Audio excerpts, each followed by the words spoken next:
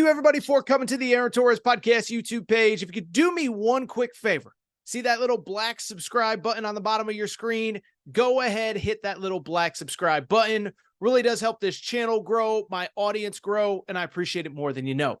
Also, quick thank you to our presenting sponsor, Betfred Sportsbook and the Betfred Sportsbook app. Bet $50 on any game. Get up to $1,111 in free bets courtesy of the Betfred Sportsbook. Thank you again. Now, here's the video that you came here for. All right, let's switch gears and get to the other big game from Saturday, week 0. Obviously, just talked about Notre Dame. They looked awesome in that win over Navy. But I do want to switch gears, and I do want to talk about the other big game from Saturday. That one came on the other side of the globe as USC takes on San Jose State. They do get the win 56-28 at the LA Coliseum. But what I will say, and again, theme of the segment, we don't want to overreact to week 0. Well, I thought Notre Dame overseas in Ireland against Navy, just about everything went right. There really aren't complaints. It was all rainbows and sunshine, even though there were no actual rainbows and sunshine in Ireland.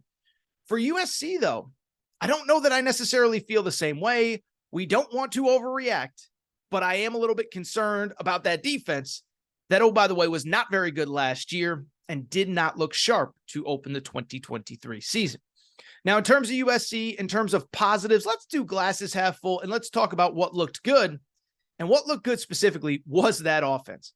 Probably not very surprising. When Lincoln Riley is calling the plays, when Caleb Williams is executing them, you're probably going to look pretty good, and that is exactly what USC does. Over 500 yards of total offense, 56 points. And what's kind of wild to me about that game, I'm not totally sold that USC gave like an A++ effort.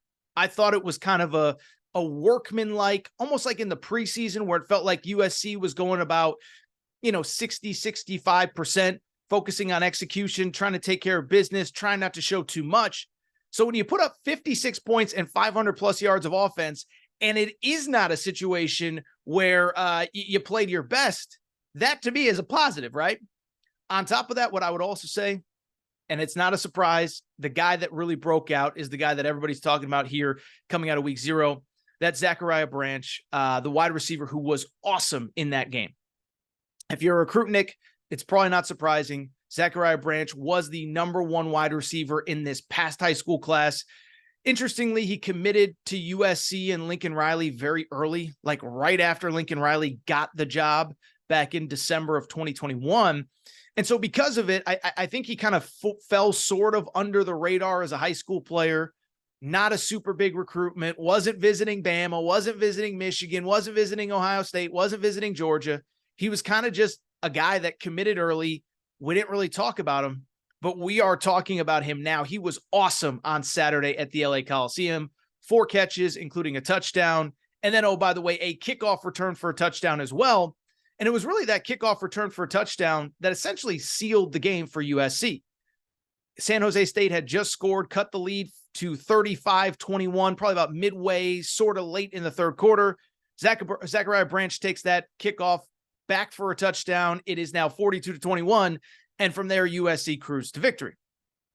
With that said, I do want to talk a little bit about the negatives. And again, trying not to overreact. But I think the first negative is exactly what I just said. Midway through the third quarter, San Jose State on the road in an opener against USC believed that they had life in that game. And it's only week 0, and it's not time to overreact. But at the same time, here is my concern for the defense. First of all, the defense was not good, okay?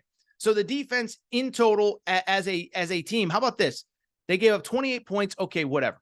But in total, they gave up almost 400 yards of total offense, and they gave up almost 7 yards per carry. And this is a defense that last year ranked what? They ranked 106th in total defense. They gave about 430 yards per game. They gave up 30+ points per game, 94th nationally in points allowed. And where my concern comes in for USC is this. I get that it's week 0, but at the same time, this is a team and this is a defense that all offseason long told us how different it was going to be. We added pieces in the portal. We added Anthony Lucas from Texas A&M. We added Bear Alexander. The personnel is better. we're going to be better. We got transfers from A&M and Georgia and Mason Cobb from Oklahoma State. It's going to be so different this year. And so when you spend all offseason telling me that, you kind of got to show it to me on Saturdays when you take the field. I'll give you an example. Alabama, all offseason, they've said, we want to be more physical. We want to be tough. Well, if Alabama comes out and rushes for 2.5 yards per carry and has 84 yards rushing on 39 carries on Saturday, we're going to be worried. And it's the same with USC. And so to me, the good news, there's plenty of time. It is week 0. You have Nevada next week. The out-of-conference portion of the early portion of the schedule is very manageable. Your first 3 games in Pac-12 play are against the teams that were picked to finish 9th or 10th, 11th, and 12th in the league: Arizona State, Stanford, and Colorado. You should win all those games.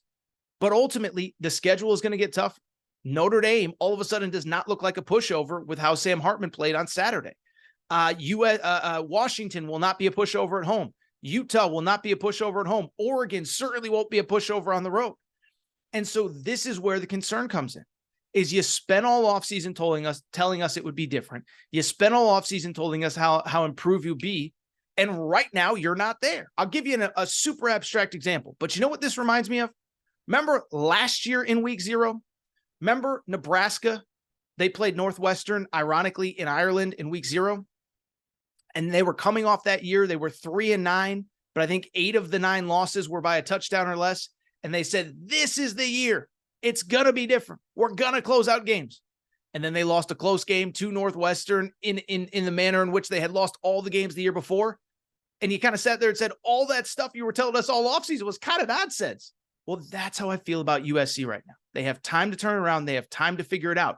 But listen, you can't tell us all offseason that things are going to be different, then come out and give up 7 yards per carry to San Jose State. If San Jose State can do that to you, I don't know what Notre Dame's going to be able to do to you in South Bend, or Oregon in Eugene, or Utah, a team that beat you twice last year. USC has to be better, and it has to be soon. I'm officially worried. This is why, by the way, we just talked about it. I did not pick them to make the college football playoff. This was coming into the weekend, so it had nothing to do with this exact performance.